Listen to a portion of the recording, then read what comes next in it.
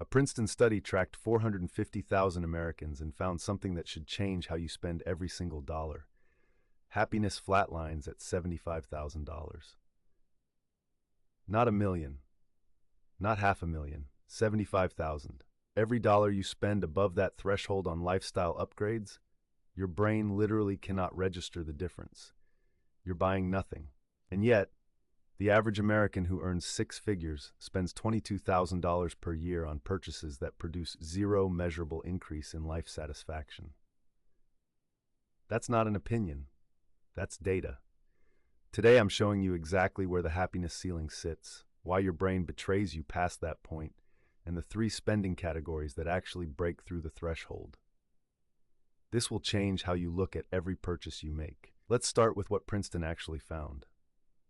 Researchers Daniel Kahneman and Angus Deaton, both Nobel Prize winners, analyzed Gallup data on daily emotional experiences. They separated two things most people confuse: emotional well-being and life evaluation. Emotional well-being is how you feel today. Did you laugh? Did you feel stressed? Life evaluation is how you judge your life when you zoom out. Here's what shook the economics world. Emotional well-being, your actual daily happiness, stops improving beyond $75,000 in household income. Adjusted for inflation, that's roughly $95,000 today. But here's the part everyone misses. Life evaluation, how successful you feel, keeps climbing with income. So you can feel like you're winning while experiencing the exact same happiness as someone earning half your salary. Your brain is lying to you, and marketers know this. Stop for a second. Think about the last expensive thing you bought. How long did that feeling last? 2 weeks? A month?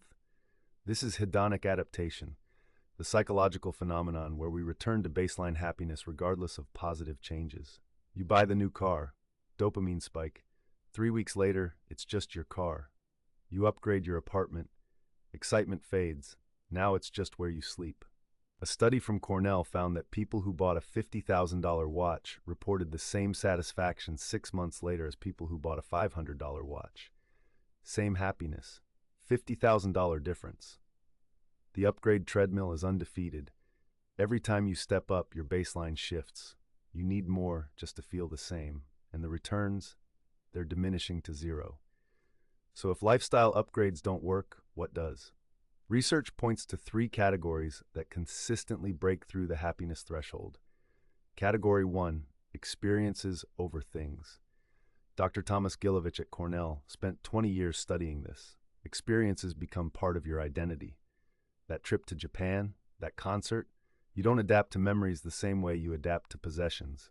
They actually appreciate over time in your mind.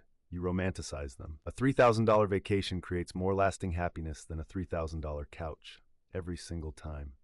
Category 2, buying time. A Harvard study found that people who spent money to save time, hiring help, paying for convenience, reported significantly higher life satisfaction. Not because they're lazy, because time stress is a happiness killer. Every hour you buy back compounds. Category 3, spending on others. This one sounds soft, but the data is hard. Research from the University of British Columbia found that spending as little as $5 on someone else produced measurable happiness gains.